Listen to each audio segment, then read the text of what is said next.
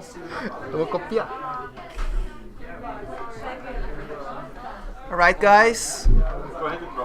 Excuse me. Let's get started.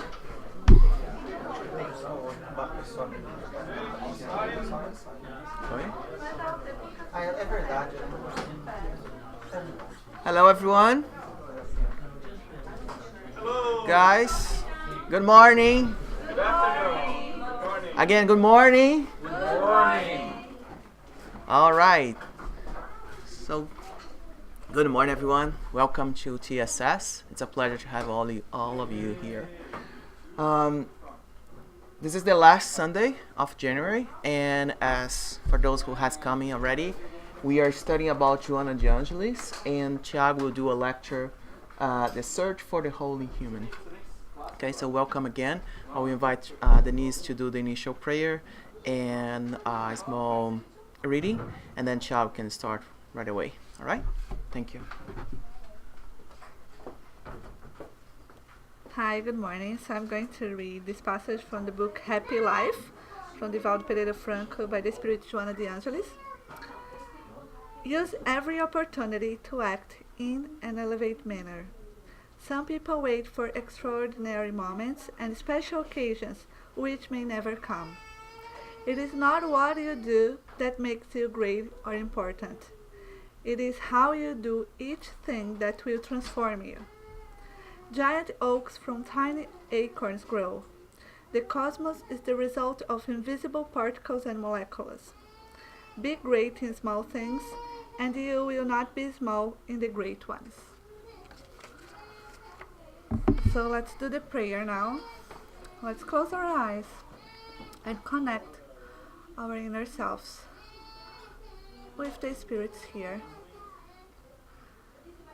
So, thank you, God, our Master Jesus, all the manufactured spirits present here today, for a new chance to learn that we could use every day as an opportunity to learn and grow. That we could see all the examples that Jesus left for us as the right way. It's the hard way, but it's the way that will bring to us the true happiness.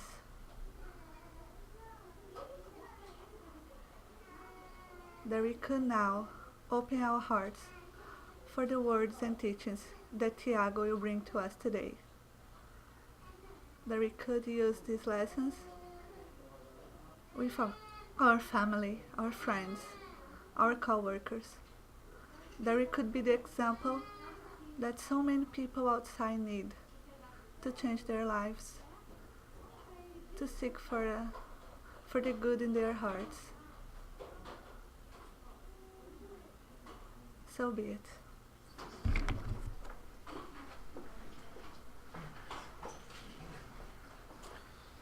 Thank you, Mars. Thank you, Denise. Good morning, everyone. Good morning. It was a beautiful message, and as always, it has everything to do with the lecture of today. I'm very happy to present the lecture today for you because this is a time for me when I was learning a lot. I didn't have that much deep contact with the works of Joanna de Angelis, but the opportunity to give this lecture made me try to learn a little bit more and understand a little bit more of the importance and the complexity of the works of Joanna de Angelis for the Spiritism and for us as spirits in evolution. And very interesting because I happen to be a psychologist, and I started reading a little bit about her works, and a lot of it, I identified with. And I can say that Joanna de Angelis is one of the best teachers in psychology that I've read so far. And why that is, because she can be at the same time very complex, but even if I don't understand that much of her lessons, somehow they touch me profoundly.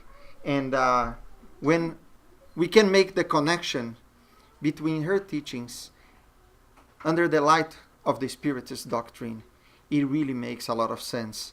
And understanding her works based on what the Spiritism brings as well, and the teachings that it brings, and the understanding that she has of Jesus, not only as our master and our guide, but then she says that Jesus is the psychotherapist of our souls, is the psychologist by excellence.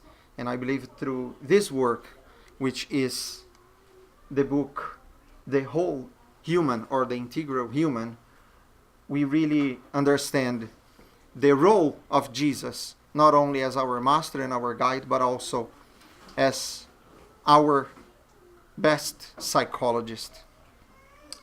This book was written in 1990, and in fact, she wrote a series of books through the mediumship of Divaldo Franco.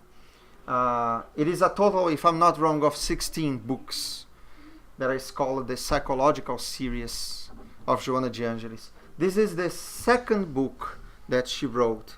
And again, after studying a little bit, I discovered that it was part of a trilogy. But you know what? This one book was already very hard, so then I will leave the other two books for another occasion. This book was already very, very deep in terms of learning, in terms of lessons for us. So we're going to talk a little bit about that search for the whole person, for the whole human, based on her book and also based on the gospel of Jesus Christ. So the first thing that is interesting, and she mentions that it is about the human being, which means that's about us. And one thing that strikes me all the time, how curious beings we are. Like if we look around, all our different ways to be, where we come from, how we dress, our sizes, the tone of our voices, and we are all humans, and we are unique in a way, and we are all one in another. And that's really interesting. And Joana de Angelis mentions a lot that it is fascinating, the complexity of the human beings. And especially today, if we think about the last century, if we think about the last 100 years, we made more things than ever as humans. We created, we innovated, we transformed, we analyzed much more than we have ever done. There is more technology, there is more scientific advancements and knowledge and information available thanks to us. And this is something amazing. And we need to congratulate ourselves for that. But Divaldo Franco, in one of his lectures, also talking about that theme, he says that there is a contradiction there. Because with all those advancements, and we were able to reach the stars, and we were able to find constellations and galaxies far away, we still cannot find ourselves.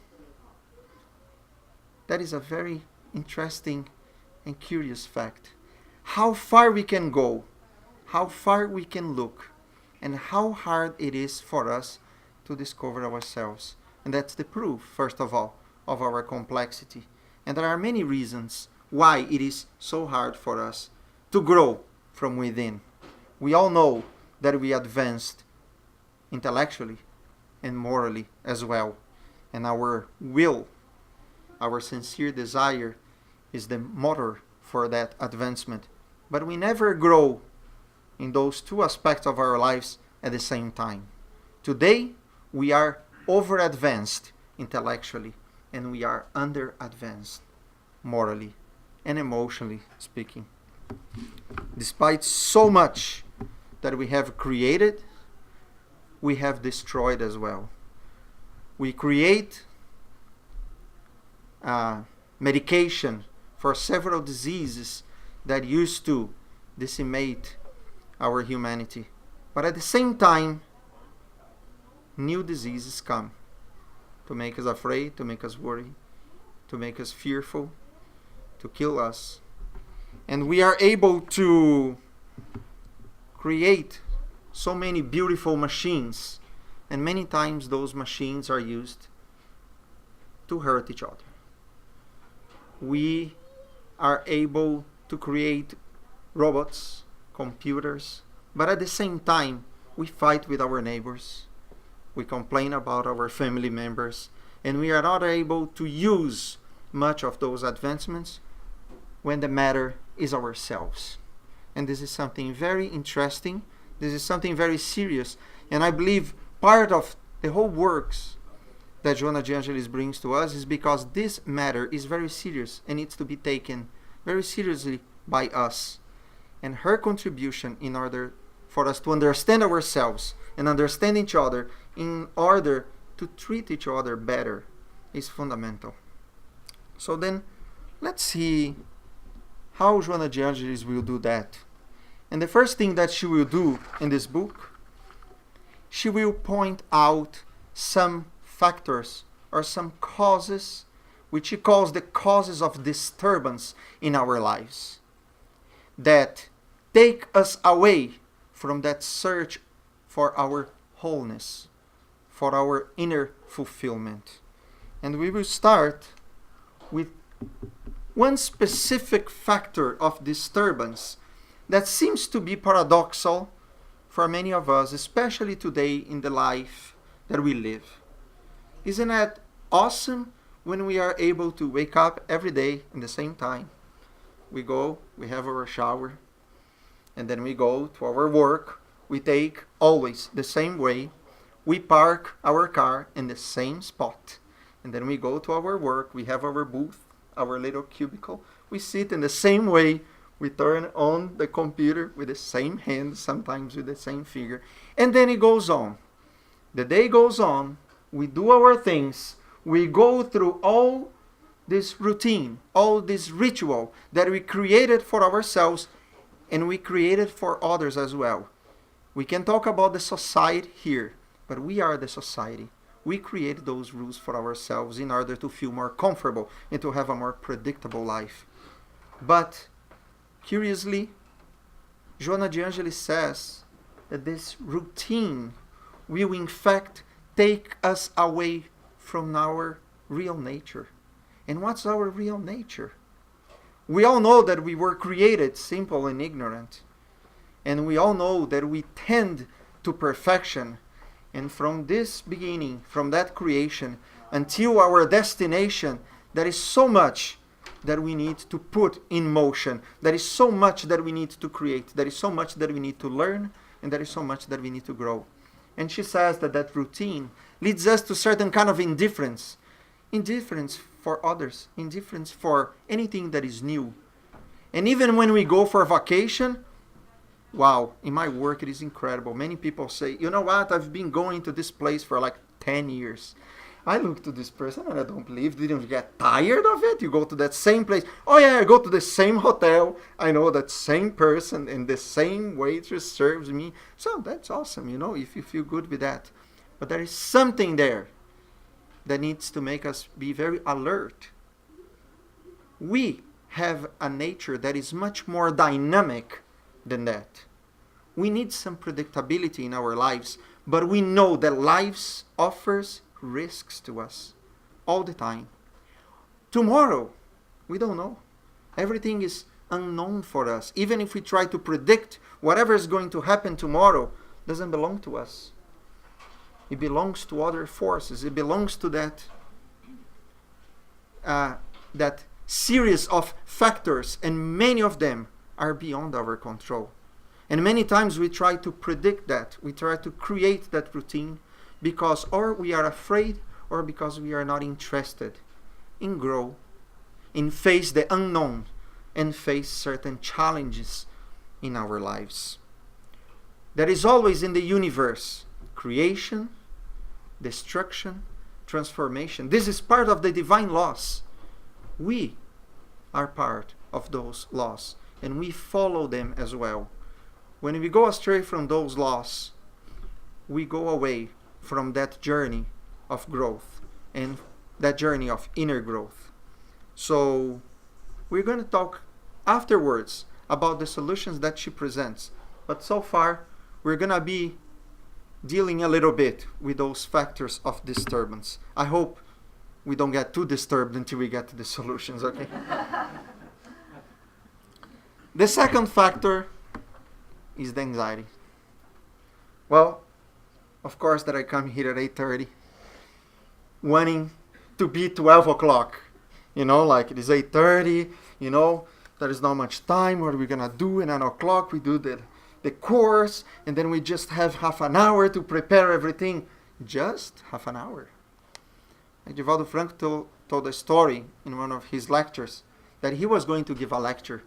And then he arrived 2 hours before the lecture, and this man just arrives looking to his clock. So you're going to give the lecture, right? And he says, yes. So it is only 2 hours that you're going to give the lecture. Only 2 hours left. And then he says, no, there is still 2 hours left. And then he goes. Every 15 minutes, this man is looking to the clock and coming to talk to him. And then when he comes to 5 minutes before the lecture, Divaldo stops and says, do you know how many people will die during those 5 minutes? And then he gives a task to this man to think about how many people would die. And then he said, I'm free from dealing with him. This man sits down in front of him and starts looking to the clock when the lecture started.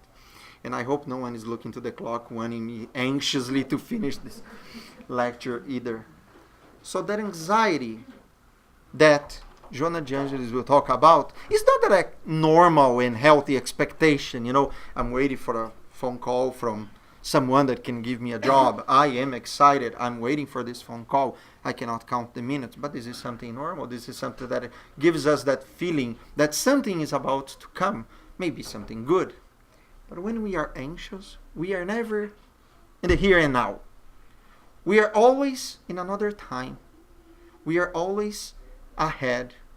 And usually, for the people who are anxious, or when we are really anxious with something, what is ahead of us? Is good or bad? Mostly, I bet, it is bad. It is something bad that is going to happen. I need to be careful here. I cannot move much, you know, because something is about to happen. And usually something bad is about to happen. The anxiety is that pathological state that doesn't let us be in the here and now. Doesn't let us live the present moment. In the lecture, Divaldo Franco comes to this man afterwards and he asks this man, well, which part of the lecture that you liked? And he's, oh, all of it. And then he was just in a hurry to leave. He didn't pay attention on anything. He didn't pay attention on the lecture. But if we are here and now, if we are living the present moment, we know that what's going to happen ahead of us, it will happen no matter how we feel. But depending how we feel, it may be worse because we are creating that, in fact. The anxiety is putting the problems ahead of us. And we are always predicting a problem. And like driving, in my opinion, our psychic works like that. Look where you want to go. So if we look to the problems, of course we will see problems ahead of us. Because always there will be problems. We're not here in a roller coaster park, right? There are tasks, challenges, there are things that we need to do, there are problems that we need to solve. But if we are focused, anxious, waiting for those problems to happen, surely they will happen. So we are living always unhappy and always waiting for something bad to happen. The third point that she tells us, that is a very important one, because it has a lot to do with our faith. It has a lot to do with our nature of immortal spirits. We live in a world in fear. We are always afraid about something. We're afraid to be robbed. We're afraid that we're going to go outside and it's too slippery. We're going to fall. And we're going to hurt. And if we break something, we can go to the hospital. If we go to the hospital, we are afraid that we cannot pay for the bill of the hospital. If we stay too long in the hospital, we may lose what? Our job, because the employer is going to put someone else in our place. We are always afraid to lose our partners, to lose our children when they grow up and move, go to college. We're always afraid to lose some of loved ones that are aging and are departing before us. We're always afraid. What does that fear have? All those fears have in common. Joana de Angelis will say clearly, basically, we're all afraid of death. We are there, in essence, afraid of dying. Because we are raised, many of us, some of us are fortunate to grow up with Spiritist values around us. And even though, as humans, we are still afraid of death. Death brings a lot of the unknown. For some, death brings the nothingness ahead of us. Are we going to be destroyed? Is our life in vain? So then all those fears will in some point lead us to the fear of dying. And this is very serious. And that's why, as Spiritists, we have that opportunity to have that material in hand in order to help us to understand and know about ourselves and know about our world and the meaning of our existence. Otherwise, we're going to live a meaningless life. If we are always afraid of dying, thinking that after death there is nothing, is it worth living? It wouldn't be worth for me. But if we know that there is something ahead and death is nothing else than another step in our process of growth, then life has another meaning for us. And the fourth one is really interesting, because I believe that the 21st century is the century of loneliness. Like we see all those posts on Facebook, everyone surrounded by friends and the parties. We are in the era of the selfies. We are in the era of showing off. How long does it take? That picture lasts minutes, and then our timeline will move on. There is no constance in our lives. There is not much for us that lasts. Not even the things that we buy.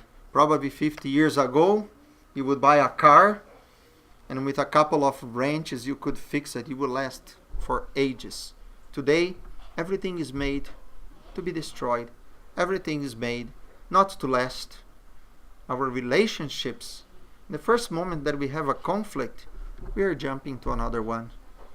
The rate of divorce, the rate of separation, sometimes for simple, small reasons that are not even enough. But we are all leading to that loneliness. We might be surrounded by people and we are still lonely. We might be in parties, we might be surrounded by buddies, surrounded by WhatsApps, and so many friends on Facebook. And many times we don't really have many friends to count in one hand. And then we start to be even afraid of people themselves. We start to isolate ourselves because those who could be our friends start threatening us. Why? Because they might take our job too. Because they might take our friend. Because they might take our partner. Because they might take our money. So then we start isolating ourselves. And we are creating more and more loneliness.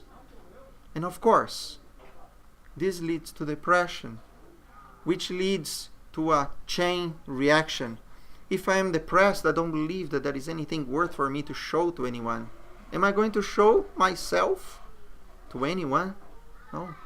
I'm going to hide myself from others. And I'm going to hide myself from myself. Addictions and many other ways for us to numb ourselves and not let ourselves see who we really are, which is the only way for us to make a change. It will make us perpetually in that state of loneliness where we go nowhere, and again our lives become meaningless. And finally, she will say something very interesting. Freedom is something very dangerous. Of course, we are not talking about the noble attitude that we have in order to take control of our lives and to search for our inner freedom, the freedom of expression, our freedom of thought.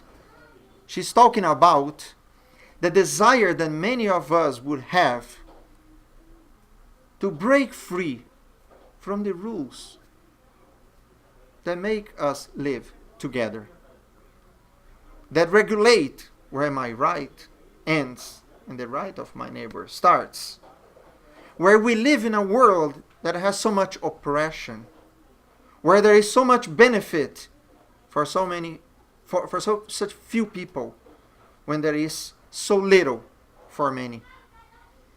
And because of that, we end up using of violence.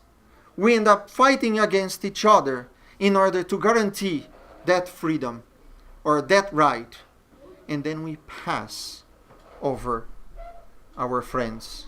We pass over those who could share ultimately that freedom with us. But instead, we make each other enemies. Because the rights of someone are probably taking my right to be free as well. Their rights to have a job are taking me one. Their rights to have free are enslaving me. And if I think that violence is going to bring me freedom, no. I will be more and more a slave of that behavior. And a slave of that attitude. Basically a slave of my own violent impulses, which reflect the primitive state of my own being sometimes. And I will use that against myself and against others, never finding the so wanted freedom that we all deserve, but is a different kind of freedom, and we will see soon. Because all we know that, of course, our rights end where others' rights start, and we forgot as well that our freedom is also proportional to our responsibility. More we know what to do, more we are free to use our capacities. That's the use of our free will, subordinated to the law of cause and effect that operates in our lives. And we are free to do whatever we want, but we are attached to every single consequence of our acts. And the consequences might enslave us instead of free us. Well, now that we talk about some of those causes or factors of disturbance in our lives, we might think, well, where can I go? Is there any kind of guidance that I can take in order to change that situation? Especially because Jonah de Angelis will bring a very interesting factor. This is very much down to earth in the here and now, in the 21st century. This was written in 1990. So then this still applies to us in the society that we live. As humans, that's where we are living today. No matter which country we go, we have different levels of oppression. We have different levels of iniquity. We have different levels of problems that we need to face. And violence as well. But of course, that we need to start that journey that we were talking about in the beginning of self knowledge, of self-acceptance. And the first step is finally getting to know who we are, meeting ourselves. And how to do it? I started thinking before I kept reading, what is the solution that she's going to present? It's going to be probably something magical. It's going to be probably something that I will not even understand. But here it comes, the surprise for me, that the answer has always been there. And then she is one of the great spirits that come to us to remind us that the answer has been here for approximately 2,000 years. Of course, that the guide that we can have in order to look to those factors of disturbances, in order to make that transformation, the answer is in Jesus. Probably in His wisdom, Jesus knew that we would be here, anxious, looking to the clock, waiting for the lecture to end, but we would talk about Him, because His love for us is bigger than any of those conflicts. His love for us inspires us to know that we all also can love. And He gave us the guidance in order for us to make that change. He is the model of the whole human. He is the most perfect being. If we remember there in the question 625, the shortest answer of the Spirit's book, who is the best model or the most perfect being that came to earth? And of course that the answer is just in one word: Jesus. For the routine, Joana de Angelis asks, what can we do about that routine that we are falling into? Jesus said in the book of Matthew, you are the salt of earth. You are the light of the world. So we can put a different taste in our lives. We can put a different spice in our days. Some psychologists today would say, try to take a different route to work.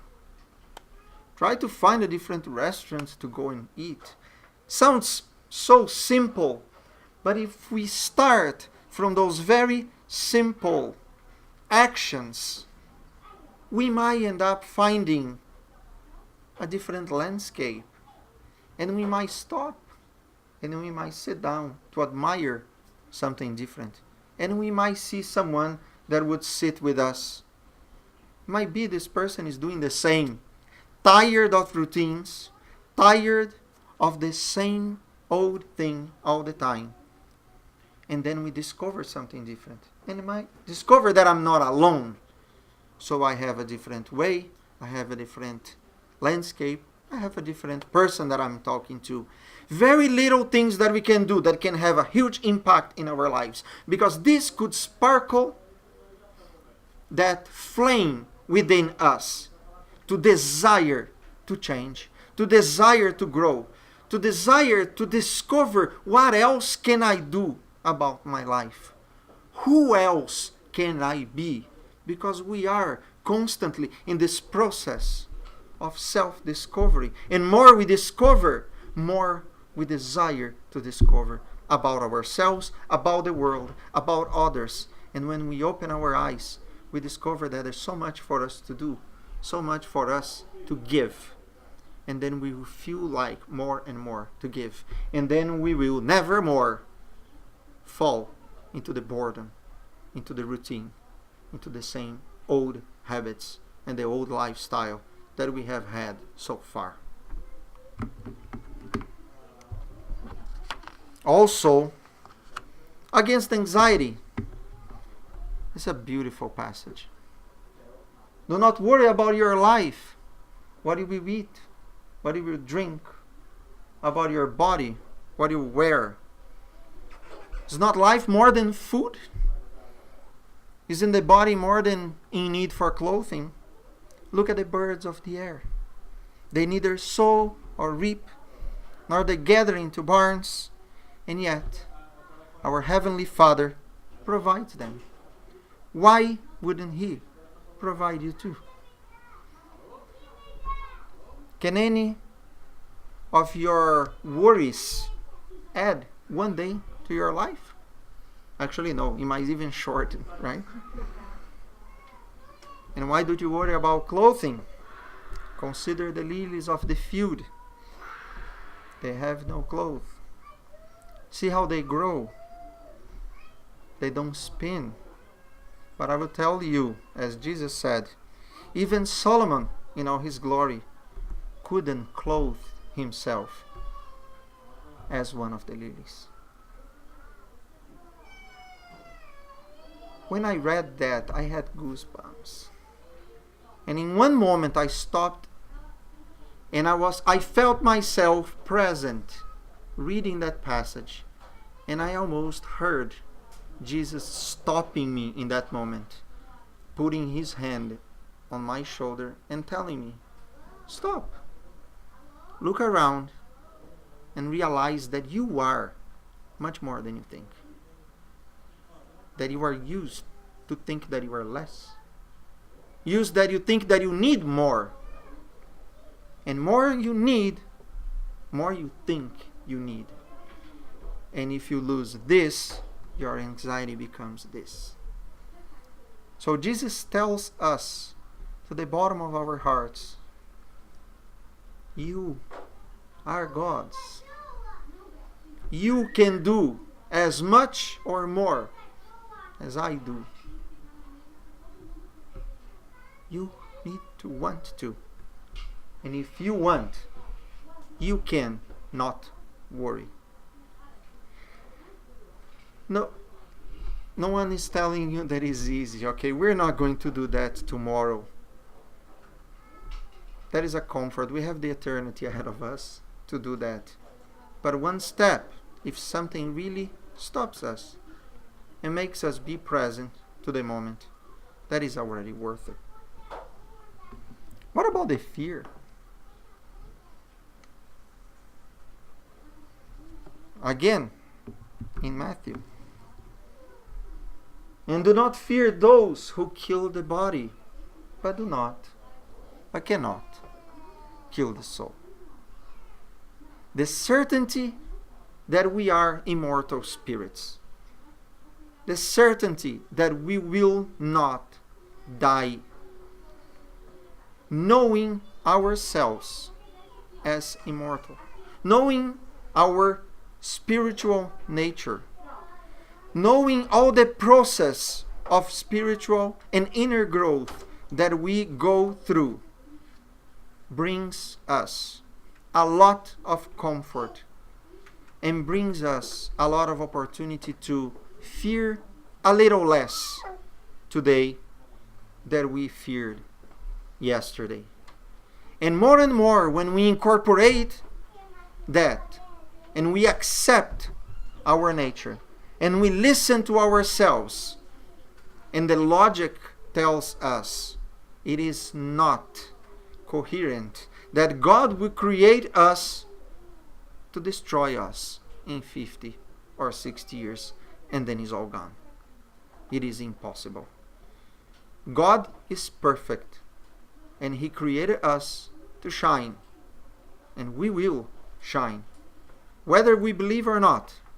But if we don't believe, our journey is going to be a little harder. And if we incorporate that, it will be a little easier for us to journey. Well, about loneliness.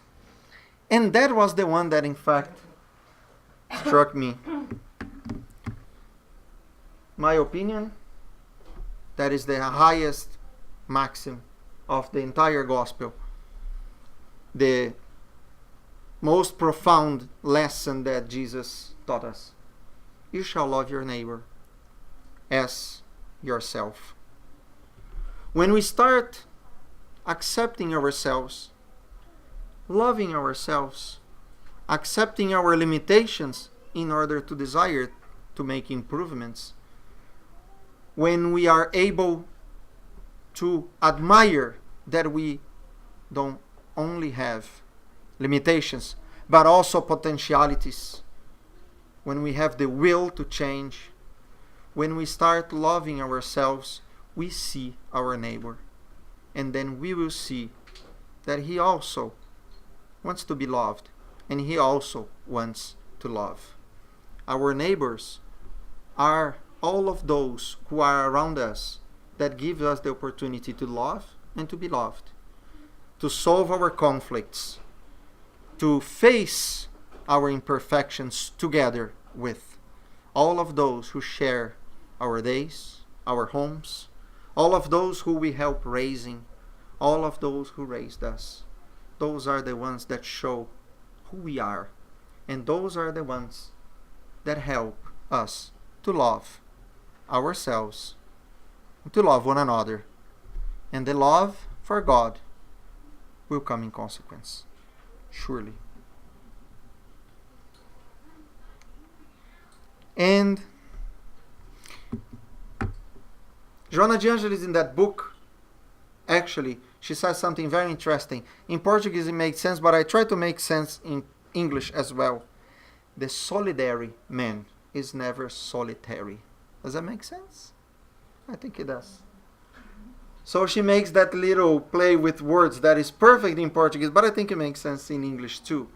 And it's very interesting because when we start acting with solidarity, when we start to give more of ourselves, beyond ourselves, we will never more be alone.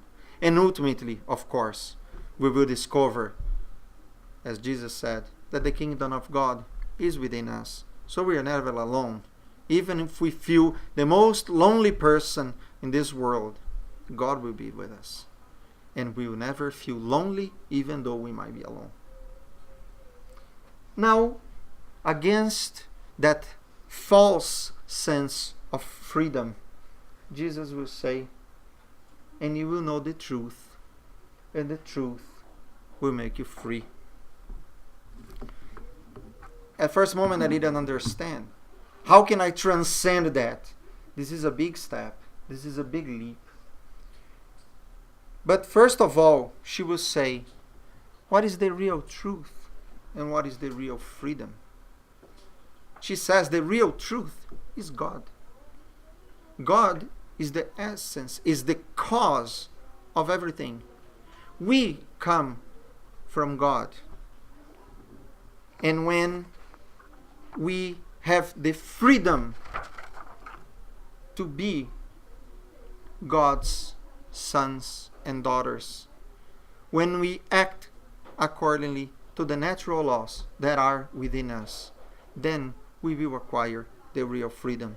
Because that freedom will never step in anyone. That freedom will always make us feel light. That freedom to act according to the divine laws will bring us the real happiness. The one that will never go away. Even though we might be sad today, but there inside we will be happy. Because we are acting according to that flame within us. And we will never feel guilt. We will never feel remorse. We will never regret. And we will be happy. Well, it is really interesting because it always comes down to the lessons that Jesus gave us. And she will also give us a glimpse of the future.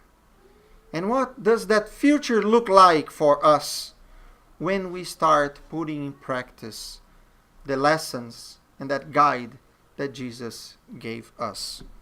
And she will talk about some very specific points.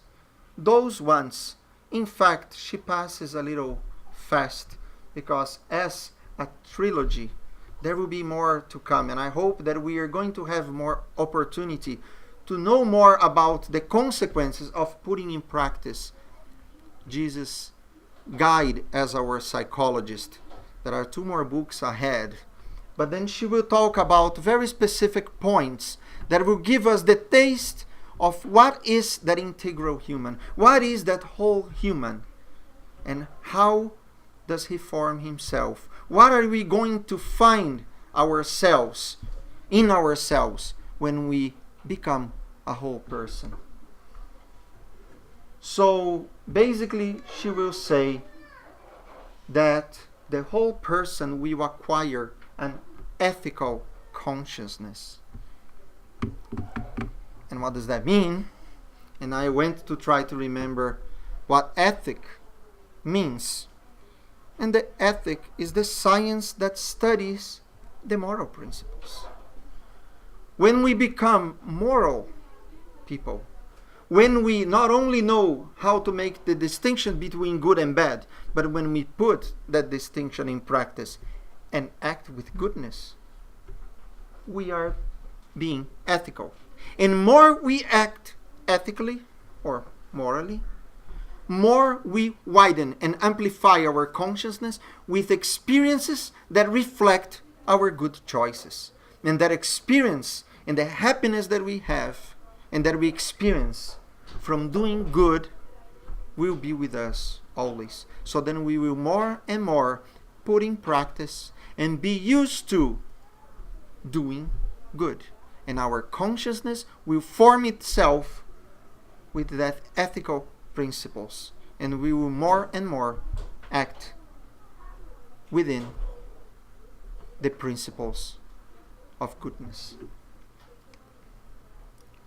The feeling of religiosity, and here she will say the religiosity is an inner feeling and an inner realization that is way beyond any religion. That there are many concepts and many ideas of what religion is, but one of the meanings that come there from the 15 and 1600s is a word. Religion means religare, and religare, different than some people say that is to reconnect. It is not to reconnect, it's to connect with intensity. That prefix re before the ligare. Ligare is connection, is to bind, and the re before means intensely. So the real religiosity is an intense experience of connection with the divine. And when we experience the divine in us, we will change. We will never more be the same. And this will shape us, and we will be more and more connected with the divine. And we will also acquire psychological maturity. And what does that mean, right? It is easier to talk about immaturity than maturity. And the first example that I had, it was immaturity, of course. And the first thing that I thought is in a relationship that we rely so much in our partners to give us that feeling to be loved. We make others responsible for our happiness, for our love, for our fulfillment.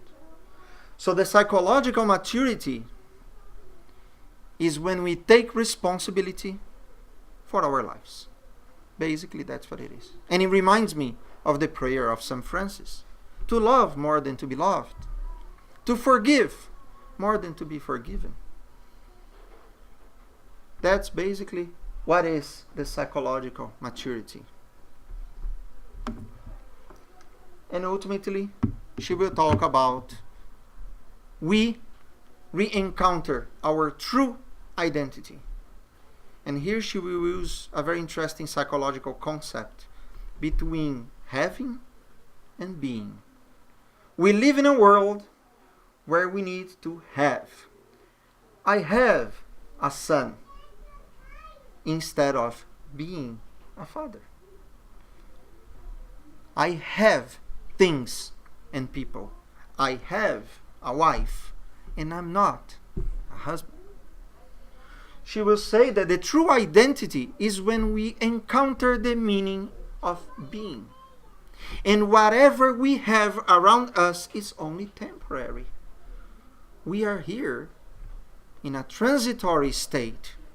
Our being doesn't need any of that permanently. But we will see and we will acquire more of the essential and imperishable values, which are the moral values, which we call the virtues. And these ones we will carry along throughout the eternity. And we will know how to use what we have in hand today when we need. And when we don't need to have anymore. Well, ultimately, she will talk about the concept that permeates everything that we are talking about in the search for the whole human, which is the concept of reincarnation. Basically, without the reincarnation, it's not possible for any of it to happen. We wouldn't have time. It wouldn't be fair. God would not make justice of His love for us. And we will not make justice of all that we have acquired, and all our aspirations to be better would never make sense and would never be fulfilled and turn into reality if we didn't go through the best school that we can ever be at, which is the school of this successful existence, the school of reincarnation. Not anymore as punishment, but as a very complex learning process. At every and each existence, one step ahead, one less conflict. If we learn how to be better, if we learn how to solve our conflicts, not repeating over and over, and putting our pains and our imperfections aside, and being each existence happier, knowing ourselves, knowing others, loving more and more, and getting closer to the cause of all love and all life, which is God. And with this beautiful image, I hope that we all have a very good incarnation ahead of us. And may God be with us always, and we may always have opportunity to sparkle that flame within us. Thank you very much.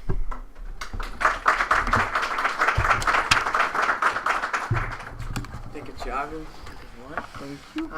Any questions for Tiago? I do.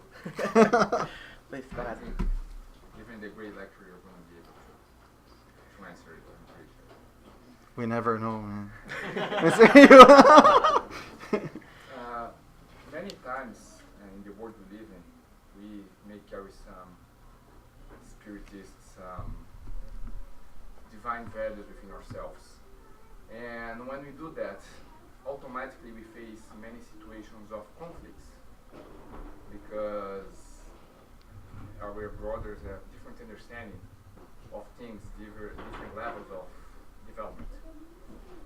And sometimes this put us in a situation where I ask my question, should I learn by myself and just observe, or should I many times expose myself and tell what I think? So just to put an example, this can be in a work situation, this can be in a friendship situation, this can be in any situation where you don't think things are going right, and what you're going to do then? Expose yourself, and to many this may seem, when you position your point of view, kind of an aggression. So the point I want to make, or leave it open for your comment, is in this sense, how do you think of all you know would be the better way to deal with this ambiguity in situations where we want something, we know something is the better? Should we just respect someone that we know it's very far from that, or should we take our step and say this is wrong, just to make it more clear? An example: if someone is disrespecting the religious belief of others, should you just understand, okay, this is the way he sees, or I think this is wrong because it is my position to explain our beliefs. Although this may create some conflicts and this may seem aggressive to someone. What do you think about that? The first thing that comes to mind is also very old. And that one I would think always that I would do to others what I would like others to do to me. In that sense, if I am to say something, first of all, I might need to know who this person is that is going to listen. If I don't know how this person is going to receive certain position or certain values, I don't want to create conflict, of course, because each one of us are in one state of understanding. I might understand a little bit more about one subject than that person, but that person might understand about 10 other subjects more than me. In this case, each situation will give us the opportunity sometimes to learn how to silence, sometimes how to learn how to be gentle enough if I am to say something that I might enter in a very fraternal dialogue. And in the Gospel according to Spiritism, there is one item there that we learn about the indulgence. And in that case, every single opportunity that we see when we talk about conflict, especially, every single opportunity, we have to look to ourselves. First of all, probably that is something that I will need to learn from that. Yes, people have different opinions. And recently, just one note that really struck me as well. Divaldo Franco himself, talking about the different religions and those recent tragic episodes that happened, in France. He said something: the right for someone to express themselves has been conquered by humanity with a lot of sweat, with a lot of bloodshed. And I might say something potentially disrespectful. Freud said, when mankind started casting words instead of a stone, the civilization started. We are meant to make mistakes. We are imperfect. And if we can help each other, sometimes even silencing, because if this person doesn't learn today, they will learn tomorrow in another opportunity that will be given for them. That's the best that I can say without really answering you. If I can add something, if you go to the Gospel according to Spiritism, you're going to see there many times Kardec and the Spirits always ask us to go and spread the Spiritist word. You're going to see many different part of the Gospel according to Spiritism that. And what Tiago said is that always with respect and with love. If you have the opportunity to do that, you should go and do it. Always remember, is that the appropriate time? Is the person ready? Is the moment that the circumstance that you have there is the right time to say something? That person will be ready to hear. Sometimes it's better to just be quiet, and then later, in a different moment, when the person is completely, maybe he was more calm or whatever the situation was, maybe that's the moment to tell something to that person. So, if you read according to the Gospel according to Spiritism, you're gonna see there, go and spread the word. So every opportunity you have, do it. Do it with love, do it with care, and they will be okay. Any other question or comment, guys?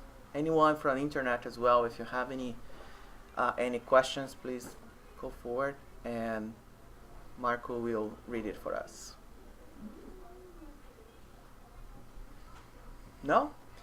So let's get prepared for the passes. Thank you very much, Tiago. Thank you very much for being here. We're gonna call the kids. So we got it started in a second.